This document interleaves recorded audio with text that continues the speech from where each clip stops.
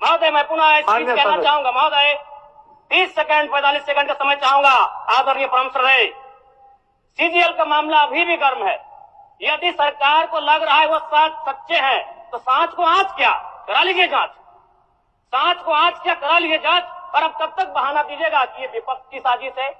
विपक्ष के सारे पे छात्र सड़कों पे नहीं है, सपने टूट रहे हैं, सपने नेशनल नाबूद हो रहे हैं, इसीलिए छात्र सड़कों पर है। और याद रखिएगा उनके सपनों के बीच कोई आएगा, पहाड़ आए, दरिया आए या चट्टान आए, छात्र टकराएंगे। महोदय मैं फिर कहूंगा यदि आप सच है तो सच को आंच क्या कराइए जांच, सीजीएल की जांच हो। मैं पुनः कहूंगा खतियान आधारित स्थानीय नीति, विस्थापन नीति पुनः समीक्षा करते हुए लागू कैसे हो उस दिशा में राज्य को बढ़ना चाहिए। महोदय यदि वास्तव में मैया सम्मान की राशि 2500 रुपए सम्मान है तो मैं चाहूंगा हम लोग एक सार्थक दिशा में बढ़िया। महोदय आज जितने भी माननीय हैं उनको बस की सुविधा दी जाए, जितने भी माननीय हैं अपने घर से ट्रेन की सुविधा से सदन आए, जितने भी माननीय हैं वो अपना टीए भत्ता का त्याग करे, जितने भी माननीय हैं यह जांच हो कि उनके बच्चे सरकारी स्कूलों में पढ़ते हैं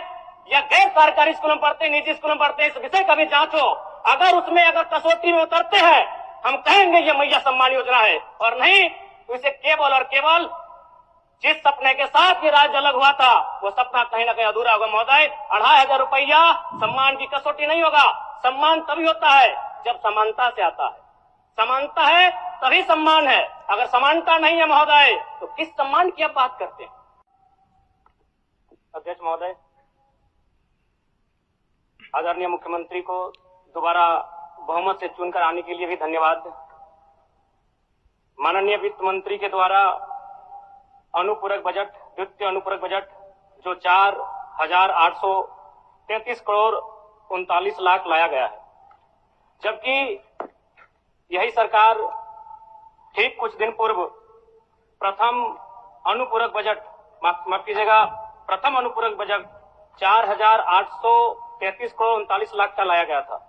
और आज पुनः द्वितीय अनुपूरक बजट जो कि 11,697 करोड़ 45 लाख की राशि लेकर आए हैं। तो महोदय जब पूर्व में हमारे पास जो निर्धारित राशि होती है और उन राशि को अगर हम खर्च नहीं कर पाते हैं तो फिर ऐसे बजट का एक दिशा का होना और राज्य की दिशा का अलग होना कहीं ना कहीं इस चरितार्थ को हम लोग उदाहरण के रूप में प्रस्तुत करते हैं। महोदय बजट की सार्थकता तभी आम व्यक्ति को समझ में आएगी जब एक गांव का सबसे गरीब व्यक्ति गंगवा की पत्नी गंगिया अपनी गठरी में बाजार के बजट को रख पाई। आज तमाम माननीयों ने, हमने भी सोचा था कि पक्ष की तरफ से विषय को रखा जाएगा, विपक्ष वाले तर्क को प्रस्तुत करेंगे और इसी बीच मैं एक नया नवेला युवा सीखने का कार्य करूंगा। लेकिन मैक्सिमम समय इन्होंने दिशाहीन मुद्दों पे रखा।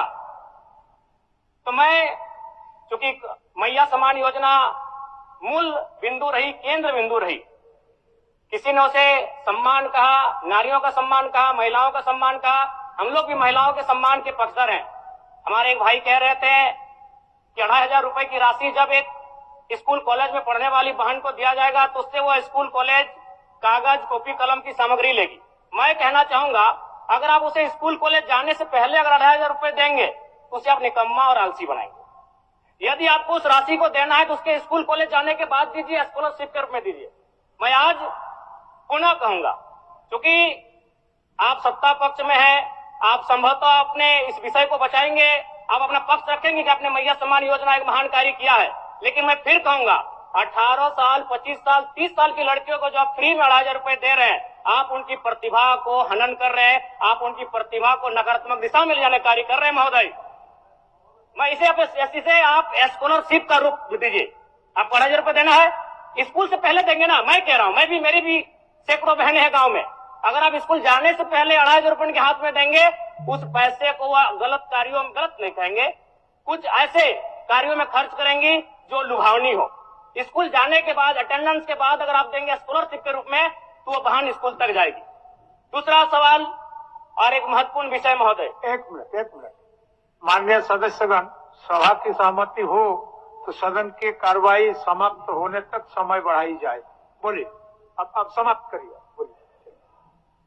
महोदय, यदि वास्तव में मैया सम्मान की राशि 2,500 रुपए सम्मान है, तो मैं चाहूंगा हम लोग एक सार्थक दिशा में बढ़िया महोदय।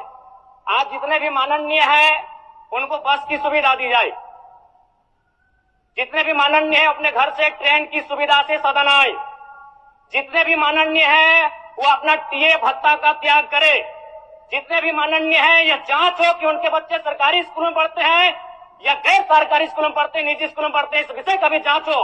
अगर उसमें अगर कसौटी में उतरते हैं, हम कहेंगे ये मैया सम्मान योजना है, और नहीं तो इसे केवल और केवल जिस सपने के साथ ये राज्य अलग हुआ था वो सपना कहीं ना कहीं अधूरा होगा महोदय। 2,500 रुपया सम्मान की कसौटी नहीं होगा।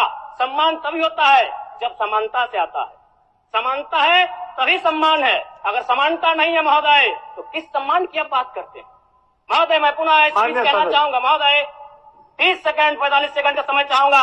आदरणीय परम श्रद्धेय, सीजीएल का मामला अभी भी गर्म है। यदि सरकार को लग रहा है वो सच्चे हैं तो सांच को आंच क्या करा लीजिए जांच, सांच को आंच क्या करा लीजिए जांच। और अब कब तक बहाना दीजिएगा कि ये विपक्ष की साजिश है? विपक्ष के सारे पे छात्र सड़कों पे नहीं है, सपने टूट रहे हैं, सपने नेशनल नाबूद हो रहे हैं, इसीलिए छात्र सड़कों पर है। और याद रखिएगा, उनके सपनों के बीच कोई आएगा, पहाड़ आए, दरिया आए या चट्टान आए, छात्र टकराएंगे महोदय। मैं फिर कहूंगा, यदि आप सच है तो सच को आंच क्या कराइए जांच, सीजीएल की जांच हो। मैं पुनः कहूंगा, खतियान आधारित स्थानीय नीति, विस्थापन नीति पुनः समीक्षा करते हुए लागू कैसे हो उस दिशा में राज्य को बढ़ना चाहिए। और महत्वपूर्ण विषय महोदय, मैं ये कहना चाहूंगा, हो गया माननीय जयराम कुमार जी, हो गया। धन्यवाद महोदय। सरकार के